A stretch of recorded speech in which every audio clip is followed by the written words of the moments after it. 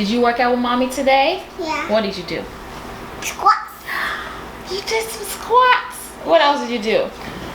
Scrunches. Crunches. Ooh, okay. Hi guys, welcome back to my channel. This is Georgette, and what's your name? Ghana. Ghana. How old is Ghana? 2. 2. You guys, this is my daughter. She's gonna be here today if she allows it. We'll see.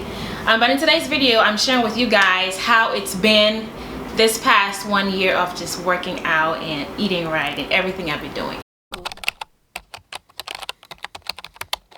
It's been an entire year since I've been going hard on my fitness journey. I can just have one word to describe how this journey has been. It's been challenging, it's been rewarding, it's been peaceful. It has brought me so much, and honestly, I don't think that I would be where I am right now if I hadn't started doing this. So I've kind of like broken this down into phases. I want to say phase 1, 2, and maybe 3, we'll see, but definitely a phase 1 and phase 2. Phase 1, I had to find a reason why I wanted to do this, and my reason being I had diastasis recti. I'm not sure if you guys know what that is, but it's basically the separation of your abs. Typically when you're pregnant, your baby puts a lot of weight on your ab muscles, tissues, whatever it is. I don't really know the anatomy of all of that, but basically I had a 2-finger gap. So I had a gap this wide, and it wasn't really the worst because some people have much wider gaps. I had just a 2-finger one, so it was recommended that I do exercises, and then over time it would kind of like start to heal on its own too. So that was my main reason, to close the gap and to tighten my core, and also to like tone that loose skin that you have after you have a baby. I wanted to get back into shape. Also mentally, I was not doing great at all. Like the struggles of being a new mom was so overwhelming. Like I needed something to help me have some peace of mind. So I started with the Chloe Ting challenge, and that was what got me the starter, kind of gave me that kickstart to all of this. After I did the Chloe Ting challenge, which was incredible, I really loved it. I noticed that in the past, whenever I did challenges, at the end of it, to celebrate, I would kind of like let my guard down, and then in the name of celebration, I would slowly go back to my old habits. So with this challenge, I was like, nah, we're not gonna go back. So after the Chloe Ting challenge, I realized that my life was more structured. I was eating better meals. I was waking up with like a plan of what I'm gonna do instead of just allowing my day to happen. I had more structured meals like breakfast, lunch, dinner. My snacks were better choices. They weren't just like anything or whatever I feel like eating. So I was snacking way less as far as just junk stuff, and my snacks were much more nutritious. I was being mindful about everything. I was working out more often. After the challenge, I had to find like videos to just start working out at least 3 to 4 times a week. So that completely changed like how I woke up, how my mornings were, and all that kind of stuff. I was taking 10-minute breaks, like, you know, every now and then to just get active, to burn some extra calories. And to me, that was a big deal because it's just so easy to sit around with your baby and watch TV and just not have a structured lifestyle. During this time, whenever I worked out or did core exercises, I made sure to do something that was safe for my diastasis recti at the time, because if you just do any kind of core exercise, you kind of like risk making it worse, and I didn't want that. So in this time, I wasn't too big on crunches or anything that had me straining my abdominal muscles. So that was phase 1, okay? In phase 2, I was like, okay, so Georgette, what do you want to do? Are you just gonna keep watching random YouTube videos just to say that you worked out, or are you gonna have something more specific? So that was when I decided to kind of like find my focus. Do I want to build muscle? Do I want to keep losing weight? What do I want to do? My conclusion was to do body recomposition. Basically what that is to lose fat and to build muscle at the same time. So I was like, there's such a thing. I was like so happy about that, because I was like, I don't want to just lose weight and just be skinny. That's not even my natural body type. And I didn't also want to just bulk and be muscular with like no leanness to me. So when I found out about body recomposition, I was like, yes, this is exactly what I need. But the thing with that is it was kind of slow.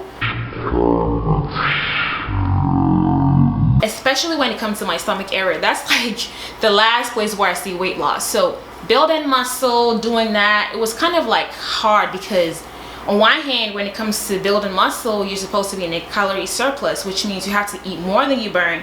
And then when you want to lose weight or lose body fat, you have to be in a caloric deficit. So I was in that stage where in phase 2, I was learning, like, how do you combine these two things and see results? So my progress at that time was super slow. But one thing I learned at that time was it's gonna take a lot of patience. So at that time, I found a muscle building program. Muscle building in the sense that I didn't want to just do cardio and just HIIT workouts and stuff. So I was incorporating things that were going to build my muscle up. So I was doing a lot of weight training. I was doing weight training like 4 to 5 times a week, with ab concentrated days in there, and upper body and legs and booty and all of these things. So phase 2 was like me finding myself and what do I really want out of my fitness journey. This is the point where I started buying home equipment to work out. So I bought a pair of dumbbells, I got a resistance band, I got a booty sprouts, which it's mainly for building your booty. This was also in the middle of the pandemic, so like, even though I already didn't want to go to the gym, it was also basically impossible to go because all gyms were closed. So I started buying weights and anything that I could, you know, get my hands on as far as building muscle at home. At this point, I bought the weights, I started increasing my protein.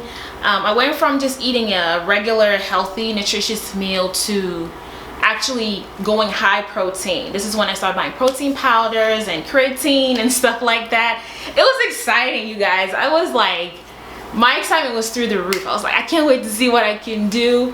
Yeah, so I increased my protein by consuming 1 gram of protein per body weight. So I am about 140 pounds, especially then I was 140 pounds. So I was consuming 140 grams at least of protein every single day. It was a challenge, but it was very well worth it. Phase 2 was super exciting. This was the time also when I found out that carbs are not the enemy. I've always been a carb lover, and during the time when I was doing the Chloe Tang challenge, I didn't cut it out, but I was like eating a lot less carbs. So when I got to phase 2 and I was trying to figure out what I really want to do, I found out, listen, if you want to build this muscle, you need the carbs. But I also had to find a balance between eating the right amount of carbs for my muscle gain, but not overdoing it, because I didn't want my body to store it as fat if it didn't get used up. So, you know, it's kind of confusing, but it's also still very exciting because I wanted to see what the outcome was going to be. And I found myself getting a little bit too comfortable with the protein. Well, the amount of protein I was taking in was not bad on its own. I think it was more so my sources, because I was doing a lot of dairy. So my protein powders, my yogurts, and protein drinks in general, all of those things, they started to have me bloated. And I was like, I'm loving that I'm having definition in my legs, you know, and I'm seeing my gains, you know, bit by bit. But I started to have this bloated look, and I was like, so then I went on a mini cut.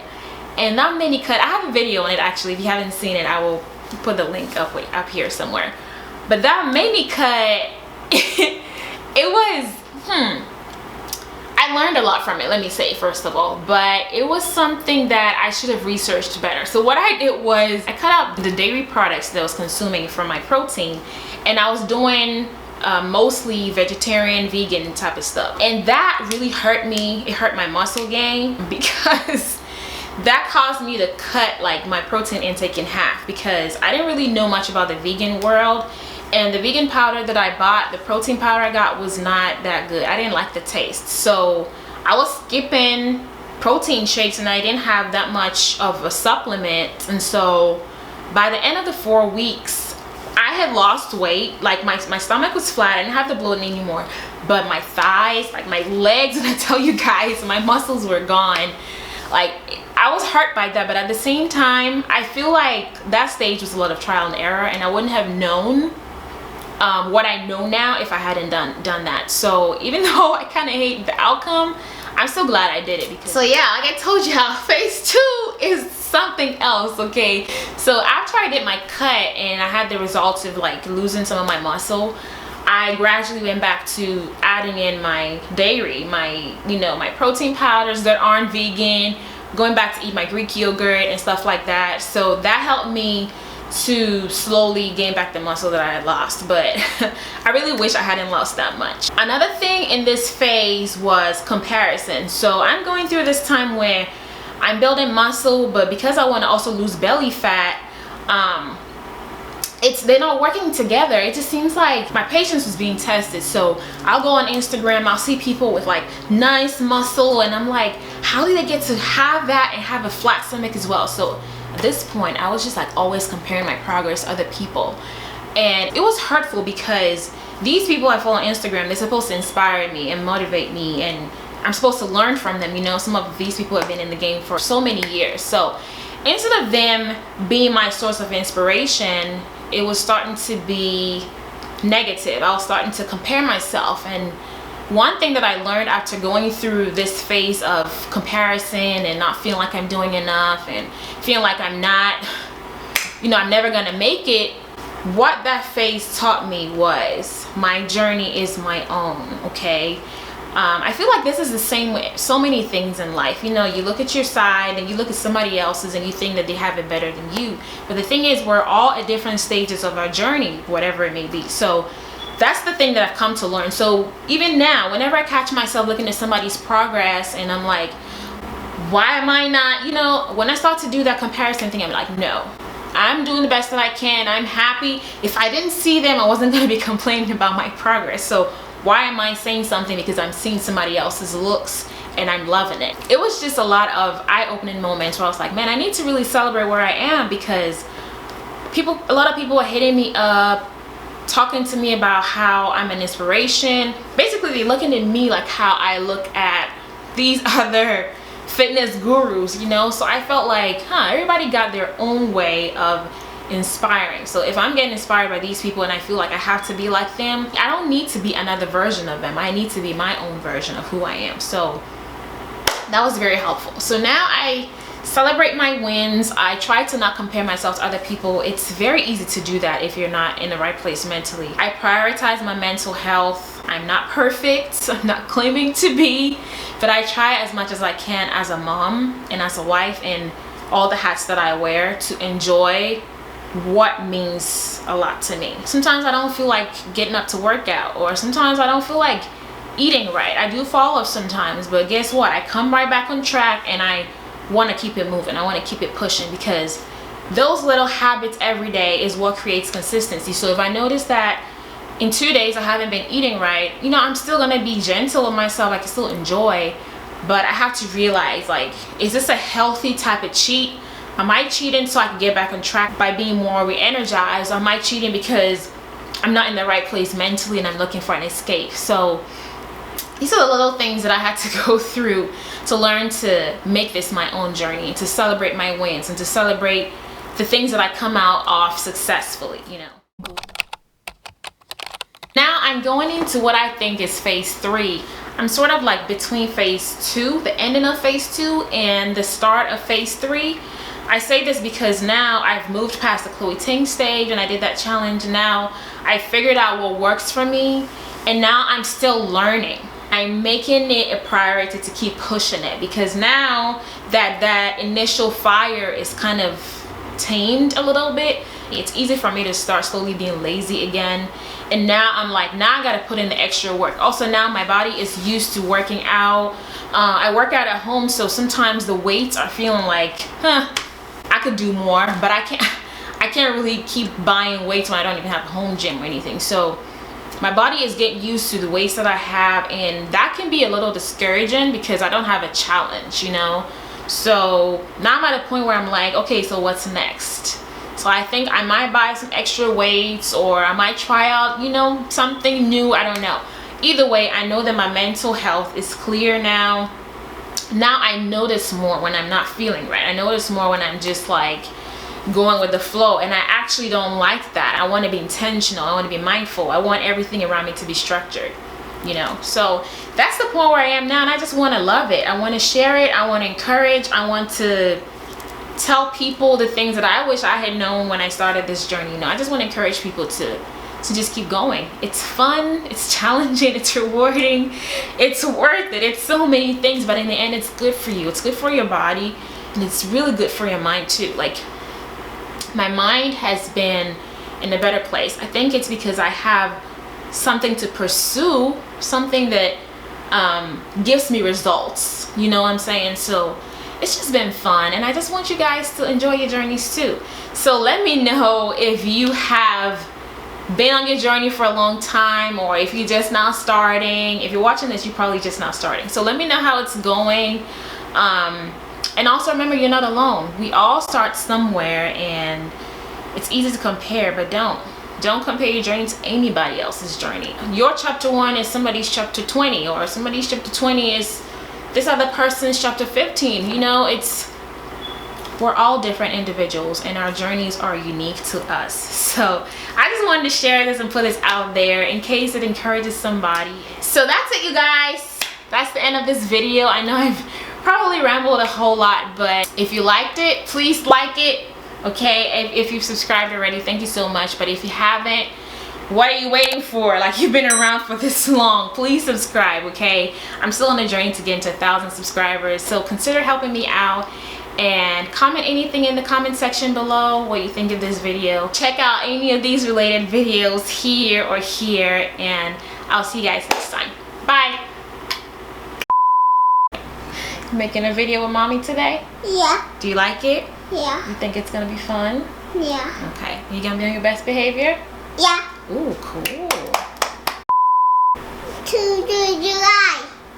Yeah, your birthday is in July. That's true. You're gonna be 3